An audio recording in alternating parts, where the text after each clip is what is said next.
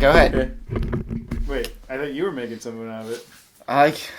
Well, I'm cooking something up. Wait, do you want me to actually say it? He said go ahead. So let him cook. Okay, guys. Kitchen. So, looks like Varric's up to something once again, right? Yeah, Okay. Buster Brown's cooking up a thing. What? What'd you call him? Oh, come back here. What'd you call him? What did you call him? Do you have an emergency contact we should be calling you? Sean, you're his emergency Yeah, contact. it's called Taco Bell. Oh, God! Yes! That's my emergency contact.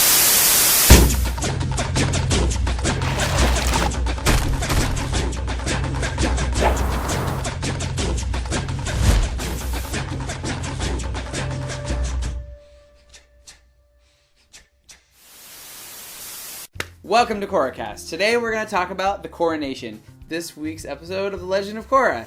Boy, oh boy, was it an episode. Whatever do you think?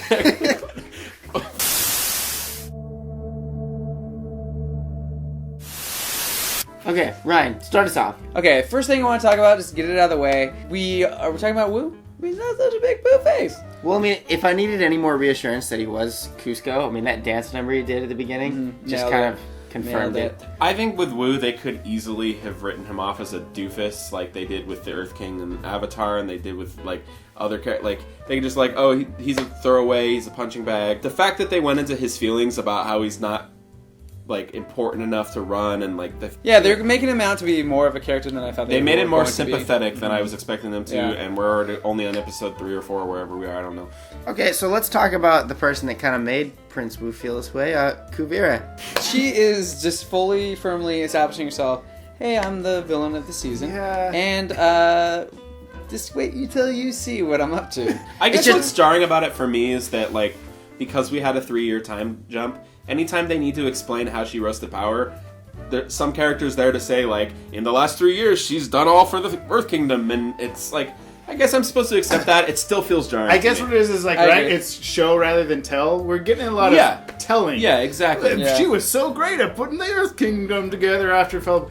But what have we really seen her do? Right, and when as a strong villain character, you want her to see, like, even if it's evil stuff. They whatever. did show what she's about in the first episode. Yeah, with the metal bending, but- when the last time you saw her before that was like, "Hi everyone, I'm Kuvira, and I will help out however I can." And then the next time you see her is crush the enemies at all costs. It's a little jarring to me, just a little bit. But I mean, I there's a certain self-awareness too, because even Mako's is like, "Oh, you're glorious dictator." It's like these people aren't blind to the fact that she's. Yeah. So there's a certain Apparently, level of, enough like, people are blind to it that she's able to rise to this Yeah. much power in the first place, though. We know that she wants to reunite the entire Earth Kingdom. We know from the comic The Promise that the land that Republic City sits on used to be part of the Earth Kingdom.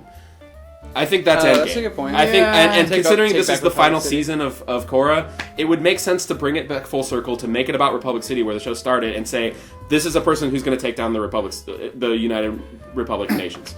I think maybe too is kind of speaking to thematically. What have all the villains in the previous seasons been about? Right. Right. Amon has been about just tearing down the establishment. So has Unalaq. Right. He's Right. been about all about chaos. And Zahir, he's Yeah. completely. So all Yeah. 3 previous villains have been constantly about anarchy, bringing down the establishment. And what is she? She's the opposite. Right. So now we're having to see Korra, who's constantly been trying to establish order, restore Yeah. order. Now, not necessarily create anarchy, But this is not the Well, order no. that she, may not necessarily be good. Yeah. Kuvira is all about order. She's Yeah. like, No, exactly. the That's what I'm most saying. It's polar the opposite complete- creating yeah, order. exactly. But at the same time, it's weird because she did blame a lot of the past faults on these kings and queens Right. who didn't know what they were doing because they were just part of Yeah. a monarchy versus.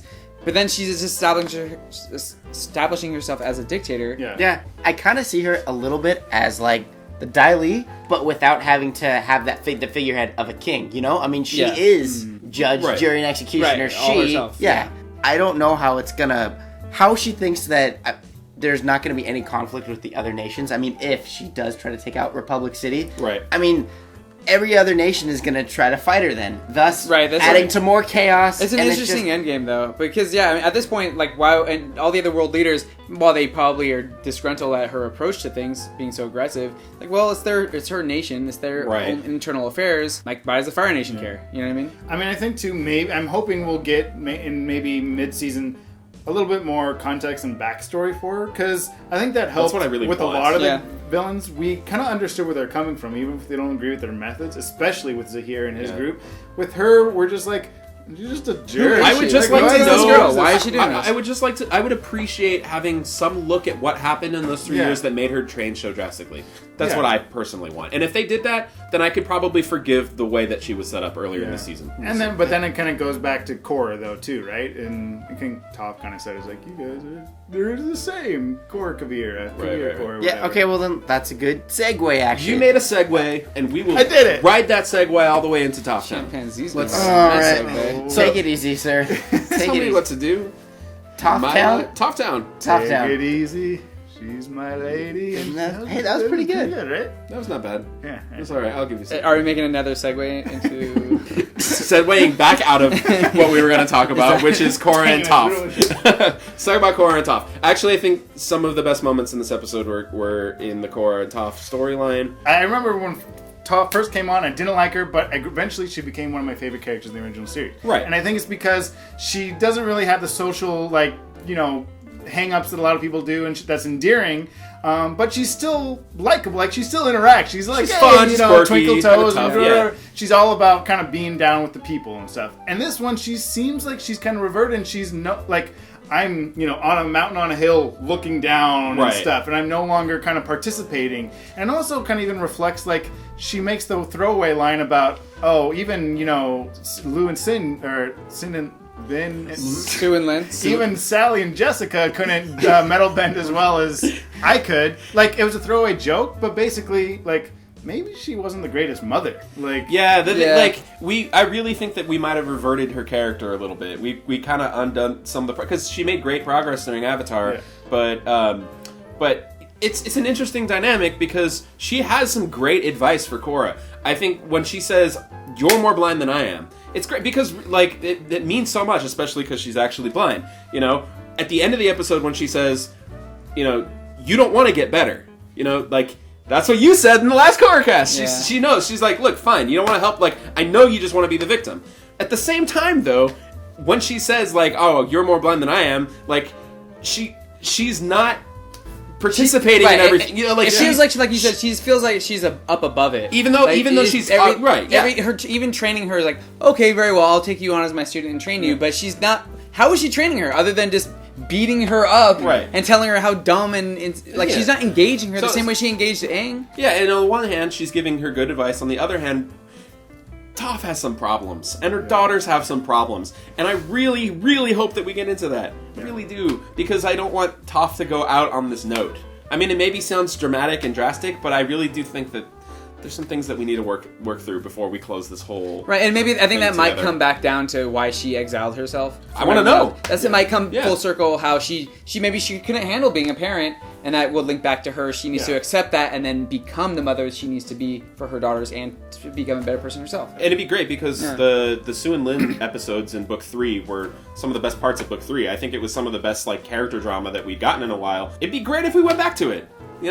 I would love closure. I'd love conclusion there. Maybe even tying into Varric's whole, the life force of the Earth. I am the Earth, you know what I mean? And how, I don't know, maybe there's going to be some connections with what she could do in terms of healing the world. And I mentioned that in our last KORRACAST that the swamp was never really one of my favorite episodes, but I do think that it had one of the coolest ideas in that the life tree, that everything is connected.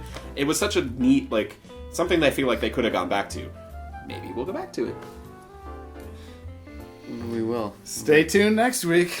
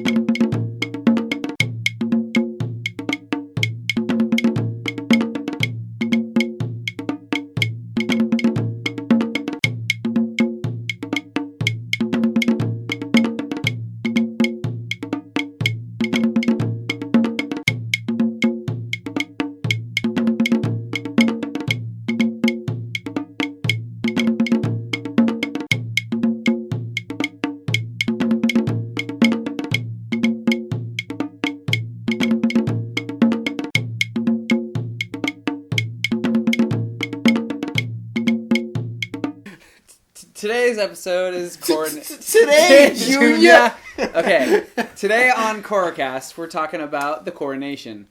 This week's episode of KORRACAST.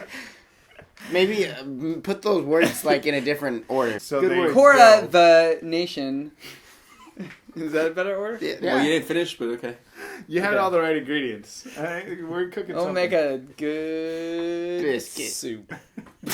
We're not, those Biscuit, aren't- biscuit soup. Gonna make a good biscuit soup. Wait a This minute. here soup. We might be I on love to biscuits something and I here. like soup, but I don't want biscuit This soup. one's not fully charged, so... Oh, You're yeah. not fully charged. It's not even angled Well, correctly. maybe we shouldn't use Chris. I'll tell you it's fully charged. My Hey, bladder. tuna on Saturday. Tuna on Are Saturday. they both? Oh, Are I they, hate Tuna on Saturday. are We're they getting both some filming? tuna No, it's- cast. It's Tuna Tuesdays. Chris, are they both filming though? Yes, they are. Okay. Okay. Can we do that for real? Just say welcome to KORRACAST. Pharrell? Pharrell. Pharrell. Pharrell. Okay. Pharrell Williams. Welcome back to KORRACAST. Because I'm happy to live alone. Nope. Is that why he's called Like- Pharrell? Because it's like Pharrell. I think so. Okay. I think just want to solidify. He has that. no regrets. no regrets. We've done nothing. We've done nothing. Ever. Yeah. All we've done is waste the battery. Our entire Okay, lives go. are waste. Okay. Welcome to KORRACAST. Today we're going to talk about the Coronation. This week's episode of The Legend of Korra. Boy, oh boy, was it an episode? Whatever do you think? Well, I'll tell you whatever I do. Whatever. mostly usable. I will tell you what I think. We're gonna use that take. Yeah, Okay, well, we pass have it back. Pass it back pass the ball to me. Every time I say something, Camera's turned to you. I don't know what pass it back. What All do right. you mean? All right. Catch. we should have a hot potato that we can pass along. That sounds like a $500 camera. What do you stop Okay. it? All right. Hey, mean hey, potato? Heidi ho. God, I'm glad it's so good. Heidi-ho. It's good to not be 4 a.m. right now. It's not much better though. Okay, I'm so glad I get to Hot edit this potato. one. You're gonna look like an idiot. Hot potato. Well, Jiggy Jar streaming. Jar. Anyway, hello. the jiggy The jar. Jiggy Jar Jar, dude. Okay. So,